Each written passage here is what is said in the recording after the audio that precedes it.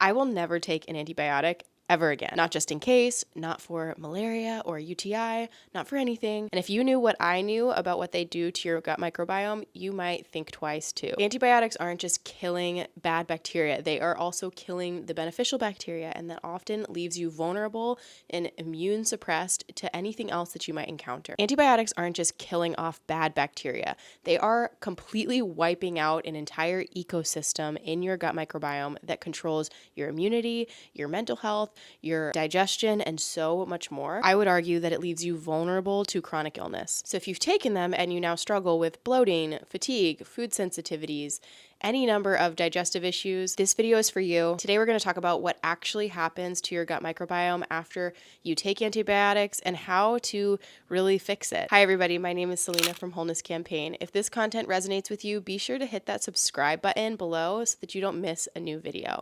So I'm going to start out and just say I'm a little sick right now, so if you hear this kind of like manly voice, that's what's going on. I took antibiotics years ago after traveling and during traveling to prevent malaria and then solve issues that I was having from parasitic infection after the fact, and it completely decimated my gut microbiome. After that, I struggled with severe bloating, indigestion, diarrhea, constipation, sugar cravings, food sensitivities. I became allergic to some foods even, and this actually had this ripple effect to the rest of my body where I was experiencing fatigue, brain fog. I actually had trouble healing some neurological issues that I ended up having after an injury because of how damaged my gut microbiome was. And the worst part is, you guys, that nobody tells you this when you take an antibiotic. No one tells you the possible side effects. Nobody tells you that you're wiping out trillions of microbes in your gut, in your digestive system that actually control so many different processes in your body for health. So I had to figure out how to fix this after it happened to me, and maybe you're in the same place. So I just want to be clear here that there are actually certain strains of beneficial bacteria that are susceptible to antibiotic use, and these bacteria control a bunch of different processes in our body. The presence of these microbes actually determine whether or not we develop certain chronic illnesses. They don't just control digestion, they can control our mood, they can control whether we get strep throat, they can control our susceptibility to other viruses. And there's actually research coming out now, you guys, where there's certain microbes that get wiped out, and when they do, they leave someone more susceptible to being autistic. And this is based off research where people are testing stool samples of people who have autism and realizing that they are in lack of the same beneficial microbes. So there's certain strains of bacteria in their gut that are not present for people with autism. And they're finding over time that actually reintroducing those beneficial strains can have a positive effect on symptoms. So it isn't just like, oh, you might be more susceptible to common cold. It's actually wiping out these beneficial species that can control your susceptibility to chronic illness. And to be frank, when this happens, generation after generation after generation, you're being left with babies that have such compromised gut microbiomes and become much more susceptible to illness, much more susceptible to chronic illness later. I would argue really extreme illnesses really early off the bat, illnesses you would never see in kids, you're now seeing way more commonly. And that really just has to do with the fact that our microbiomes get passed down generation after generation. And with this lack of beneficial microbes because of our overexposure to antibiotics, we're seeing this rapid uptick of chronic disease. And that's basically what I'm arguing here, you guys, is that nobody is thinking ahead of time when they're taking an antibiotic. The species that you might be wiping out could actually be leading to chronic illness and could actually be causing chronic symptoms, chronic diseases, and that it actually could have this perpetual domino effect down generations. Odds are, if you're listening to this video, that you have actually taken antibiotics. Most people have. It's actually really hard to find people nowadays that have been untouched by antibiotics to some degree. If they haven't taken an antibiotic in their life, odds are their parents have, and so they have been marked by this deficiency, I would say, of beneficial microbes, especially if they aren't doing anything to combat that. And I'm going to kind of get into that. I spent most of my life taking rounds and rounds of antibiotics, you guys, so I'm not like clueless as to what they do, and I'm not sitting here telling you this out of a naive like, oh, you just don't need them. I'm telling you this as somebody who's had multiple viruses, parasites, chronic digestive issues that honestly, you guys, I would never go back to living a lifestyle where I use antibiotics. And honestly, I would find it really far-fetched to find a situation where I would actually need one, because I've now become so much more proactive about my health and about my gut microbiome, which I believe contributes to my ability to be resilient in the face of any type of viruses or flus or whatnot. So let's get into that. Let's get into what do you do if you've taken an antibiotic and you want to repair your microbiome. So I'm going to give you 5 things. And this first one is obviously really common. I think most people understand the idea that you need to actually replenish with good bacteria. So you're going to want to add probiotics into your diet. This might come in the form of a capsule. It might come in like supplement form. You can also get the same beneficial microbes from drinking things like kombucha or eating yogurt, kefir, or sauerkraut. Personally, based off the research I've done, I would argue that the food-based forms of probiotics are way better in actually replenishing those beneficial microbes. This comes down to the fact that the number of different strains that you'll get in a probiotic capsule are so much fewer than what you would actually get from a food-based source that I just think you're kind of wasting your money. So even just a drop of sauerkraut brine, getting that into your diet is going to be literally millions, trillions of little microbes that are going to start to reseed your microbiome and replenish all those good bacteria that got wiped out from that antibiotic. And just to be clear here, you don't actually have to have taken a pill form of antibiotic. We are actually exposed to antibiotics on a daily basis by doing basic things like showering or washing your hands in chlorinated water or jumping in a swimming pool with chlorine or putting an antibiotic ointment on your skin. There's actually tons of different ways that antibiotics have kind of infiltrated our culture. And so this doesn't just apply for the times that you take antibiotics. I would argue that these types of fermented foods should be a regular part of your diet and actually would be supportive of the constant kind of exposure we've got to all the chemicals that inevitably kill bacteria, whether it's on your skin or in your gut. Number 2 is going to be to actually heal the gut lining. So everybody talks about like heal your gut, heal your digestive system, prevent leaky gut. Basically what I'm talking about here is we need to repair the damage that's happened to the gut lining. So I'm going to kind of give it to you in simple terms. Basically, your digestion is long and you spread it out, it'd be like the full length of a football field. But what it's got is like this shaggy rug type texture, and they're called villi. And basically these villi get damaged from antibiotic use, from processed foods. A host of things can actually damage these villi. They're not just damaged by the chronic disease. These things are actually the cause of the chronic disease, if this makes sense. So we kind of have to switch our narrative.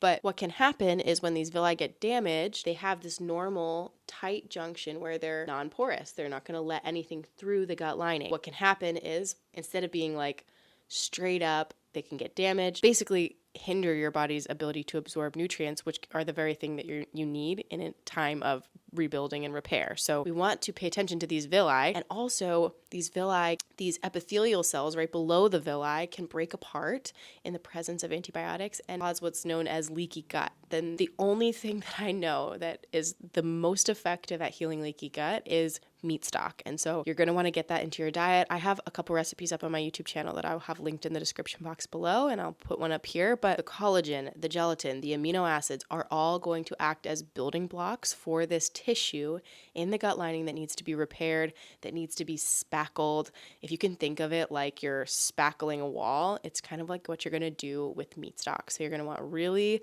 gelatinous meat stock, which is different from bone broth. And I want to be clear on that that's going to be very different from the bone broth that you get at the store. I really recommend making it at home, but this is one of the best things you can do after antibiotics just to mitigate any leaky gut that you might have. Number 3 is you're going to remove gut disruptors. So things in your diet that basically feed the pathogenic microbes and they once again damage the beneficial microbes. So this is all just to support the healing process, the rebuilding process that's happening once you've taken antibiotics. So you're going to basically avoid things like seed oils. You're going to avoid highly processed food. And personally, I would avoid sugar. And this really comes down to the idea that those things feed the pathogenic bacteria and it further does damage to your gut. So odds are if you were eating it before, it was doing this slow moving damage. But now that we've kind of swiped through with an antibiotic and killed off a bunch of the beneficial species that could have been like working in conjunction with maybe a small imbalance you had before, we want to really, in order to really hone in, we would remove these gut disrupting foods so that, again, your healing could happen. It could be fast tracked. We don't want to be compromising, like trying to heal our gut, putting meat stock in there and then taking in a bunch of sugar and processed foods. It's kind of going to be counterproductive. So that's where I would remove that type of stuff. So this is also where I would take a look at the ingredient labels for your supplements. Make sure that there are no antibiotic compounds in them so that, again, as you're adding in beneficial microbes and all the gut healing nutrients, that you aren't compromising it by taking a supplement that is also abiotic. And people often don't realize that. I would also add, just to take a look at your medications, not just supplements, but medication, making sure that what you're taking in is actually going to be as beneficial to your gut healing as possible. Number 4 is do not increase your fiber. And this is a super controversial one. In this camp, I would also put in prebiotics because that's essentially fiber. And I actually believe that fiber can be very abrasive to a gut lining, especially a gut lining that's healing, that is in this kind of recovery phase. Most people think that, oh, add in some prebiotics, make sure that you're getting your fiber, make sure you're getting a certain number of grams of fiber per day. I think that is complete nonsense. It's been debunked multiple times, and I can leave some research below in the description. I did a whole video on fiber, and I went through what is actually the big topics of conversation, but I think it's a really big misconception that fiber heals your gut. Actually, if you can think of fiber as sandpaper to the gut lining, that would be a better way to think about it. But instead of incorporating all these resistant starches and inulin and vegetables, and especially raw vegetables, I would actually go to the other extreme and start to cook your vegetables down, making sure that they're really soft, easy to digest. Think about if you were feeding a baby that can't chew their food. You would want to kind of pre-digest it for them. So in a sense, you're going to be doing the same thing for yourself. You probably don't have anybody who's going to chew up the food for you and then put it in your mouth, just like you might do for a baby, but you can do this for yourself in a way of just slow cooking, even fermenting. This is why fermentation is so important, but slow cooking your vegetables, making sure they're really soft, boiling them, loosening up all the fiber. And honestly, you guys, you'd be surprised how powerful this is. Again, it's not going to take away all the fiber. I'm not saying you need to avoid fiber entirely, but I believe a major step in gut healing is going to be to actually decrease the fiber intake, at least for a time, so that you can see the real benefits of the villi being restored. So number 5 is going to be to support your detox pathways. So it's really important in this time where you've just kind of had these microbes wiped out, right? Whether they be good, whether they be bad, that these microbes have been kind of killed off, that you want to make sure that you're supporting your detox pathways. So something a lot of people don't realize is that these microbes, the beneficial ones and the pathogenic ones, actually have functions in our gut. So when we go ahead and kill them, we are allowing them to release the toxic byproducts that they were carrying, that they were holding on to. So whether that be large amounts of toxic gases, heavy metals, contaminants, all types of things, these microbes actually play a really important role in your gut. And now that that role is not being filled, you want to make sure that these toxins are not able to just run freely over your whole body. This is where simple detox practices like detox baths, coffee enemas, dry brushing, and lymphatic drainage are going to be really important, making sure that your lymph is not staying stagnant, because that's actually how metals and toxins can accumulate, and also just making sure that you're supporting your liver as much as possible by way of doing things like castor oil packs. And again, I'm going to say it again, but coffee enemas are a great way to actually detox your liver. Your body's going to have this extra burden of toxicity that now it's got to deal with without the microbes that were managing it. And so